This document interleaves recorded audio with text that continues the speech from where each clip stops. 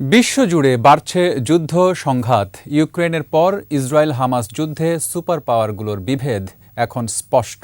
সরাসরি একে অন্যের সঙ্গে যুদ্ধে না জড়ালেও তাদের মদদ, অর্থ আর অস্ত্র সহায়তায় বিভিন্ন দেশে চলছে সংঘাত। বিভিন্ন সংস্থার তথ্য মতে ২৩৪টি দেশের মধ্যে ১৬৮টি দেশে কোনো না কোনো যুদ্ধ বা সংঘাত চলছে। ২ বছরে ৪০% বেড়েছে যুদ্ধ সংঘাত। বিশ্লেষকদের কেউ কেউ তৃতীয় বিশ্বযুদ্ধের আশঙ্কা করলেও অনেকে বলছেন বিশ্বযুদ্ধ না হলেও বাড়বে সংঘাত, যা চলবে দীর্ঘমেয়াদে। এসব নিয়ে ২১ স্পেশালে দুলি মল্লিকের ২ পর্বের প্রতিবেদন। আজ দেখুন প্রথম পর্ব। ওয়ালটন ফ্রিজ কিনে অনেকের মতো আপনিও হয়ে যেতে পারেন মিলেনিয়াল। সেরা পণ্যের সেরা অফার।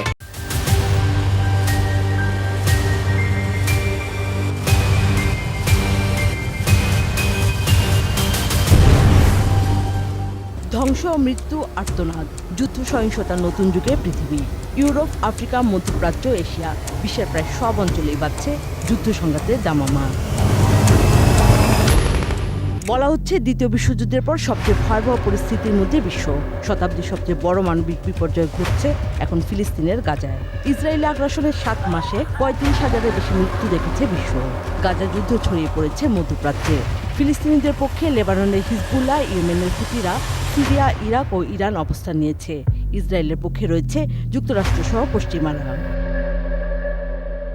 অস্ত্র নিষেধাজ্ঞা, আন্তর্জাতিক আইন অমান্যের পাশাপাশি নিরাপত্তা পরিষদের ভেটো ক্ষমতা প্রয়োগ করে হামলা, ধ্বংসযজ্ঞ অব্যাহত রেখেছে পশ্চিমারা। ইউরোপের সংকটের শুরু ২০২২ সালের ফেব্রুয়ারিতে। পশ্চিমা সামরিক জোট ন্যাটোর সম্প্রসারণ ঠেকাতে ইউক্রেনে হামলা চালায় রাশিয়া। ২ বছর ধরে এই যুদ্ধে ইউক্রেনকে অস্ত্র ও অর্থ সহায়তা দিয়ে যাচ্ছে যুক্তরাষ্ট্রসহ ন্যাটোভুক্ত দেশগুলো। রাশিয়ার সঙ্গে রয়েছে উত্তর কোরিয়া, ইরান, চীন। দুপক্ষেই বাড়ছে পারমাণবিক অস্ত্র প্রয়োগের ঝুঁকি। সংঘাত চলছে আফ্রিকায়। স্টকহোম ইন্টারন্যাশনাল পিস রিসার্চ ইনস্টিটিউটের তথ্য মতে আফ্রিকায় অন্তত ৩৫টি সংঘাত চলছে।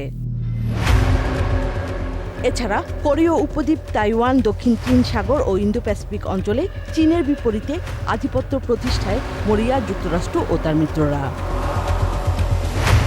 বিভিন্ন সংস্থার তথ্য মতে বিশ্বে এখন প্রতি ৬ জন মানুষের মধ্যে অন্তত একজন যুদ্ধ সংঘাতের মধ্যে বসবাস করছে। ১ বছরে ৭৯টি দেশে বেড়েছে সংঘাতের মাত্রা।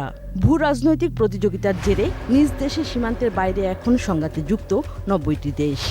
এমন পরিস্থিতিতে তৃতীয় বিশ্বযুদ্ধের সম্ভাবনা নিয়ে প্রশ্ন ওঠে। আমরা এখন যুদ্ধ ও আগ্রাসনের নতুন এক যুগে প্রবেশ করেছি। ইউরোপ, মধ্যপ্রাচ্য, আফ্রিকা, পূর্ব এশিয়া, বিশ্বের সর্বত্র যুদ্ধ চলছে। আমরা যদি নতুন বিশ্ব ব্যবস্থা না গড়ি, কয়েক বছরের মধ্যে বিশ্বে আরো অনেক এলাকায় যুদ্ধ শুরু হবে। ইসরায়েল ইস্যুতে যুক্তরাষ্ট্রের দ্বৈত নীতি সংঘাত দীর্ঘ করছে বলে মনে করেন অনেকে। যুক্তরাষ্ট্র একদিকে আঞ্চলিক যুদ্ধ বন্ধের কথা বলছে, অন্যদিকে ইসরায়েলকে অস্ত্র দিচ্ছে। আমার মনে হয় পর্যাপ্ত সক্ষমতা থাকা সত্ত্বেও বাইডেন প্রশাসন কিছুই করছে না। বিশ্লেষকদের মতে দ্বিতীয় বিশ্বযুদ্ধ পরবর্তী মার্কিন নেতৃত্বাধীন এক মেরুকরণ বিশ্ব ব্যবস্থায় ফাটল ধরেছে। বিশ্বে এখন বহু মেরুকরণ ব্যবস্থা স্পষ্ট। যুদ্ধ সংঘাত বন্ধে জাতিসংঘের মতো আন্তর্জাতিক সংস্থাগুলোর সংস্কার জরুরি বলে মত তাদের। দুলি মল্লিক, ২১ টেলিভিশন।